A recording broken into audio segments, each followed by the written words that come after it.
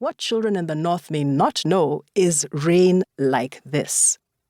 Here in the southwest, water flows and flows down so much that the government brought farmers from drier parts of the country and resettled them in the villages around the small town and others like it. Here is a small plot of land. Here's some cash for an ox. I know what's best for you. You live here now. That's one of the reasons why, on any given Saturday at the farmer's market near the edge of town, one would hear 6 or more languages spoken. But today is not Saturday, and nobody has to leave the house for anything.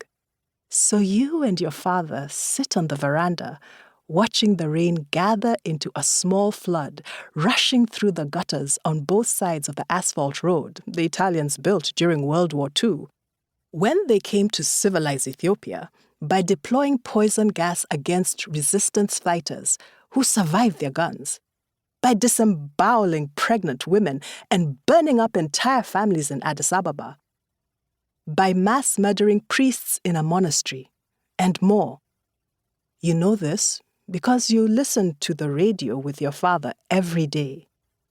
But now is not radio time, and you're on the veranda watching the rain erode the grassless surface of your sloping front yard, bringing more of the red out.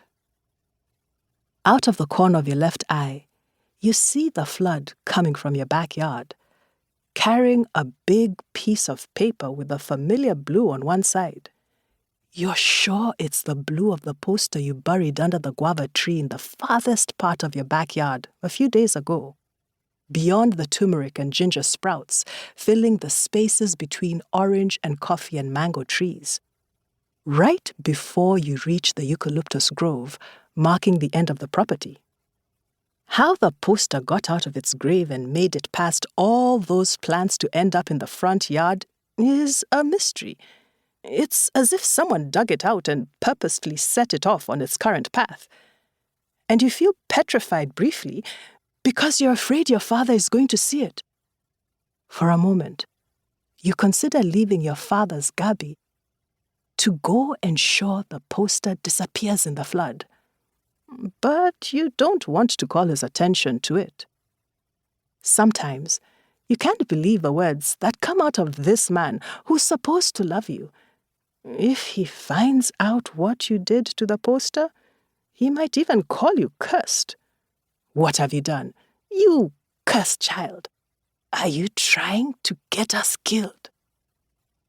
You just sit there instead, wrapped in your father's gabi, wishing and wishing for enough water to wash the poster into the gutter at the edge of the road. And it doesn't even take a minute for that to happen.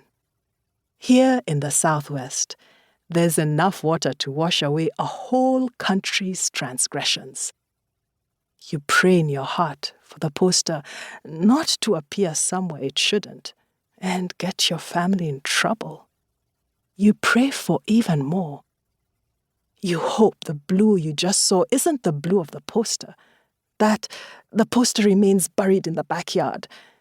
You can't wait for the rain to subside so that you can go check the grave.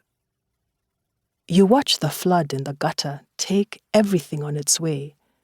More pieces of paper, plastic bags, somebody's rubber shoe, eroded soil, orange tree leaves, small balls made of old socks stuffed with pieces of fabric and sponges, and rush past the Nash Hotel, past the offices of the Workers' Party of Ethiopia, past the police station, past the only high school in town and a line of shops selling sugar and lentils and frankincense, and past the big billboard of Marx, Engels, and Lenin welcoming visitors to town, to turn everything over to a small river some 5 kilometers away, like a dutiful boy who's been running errands for his mother.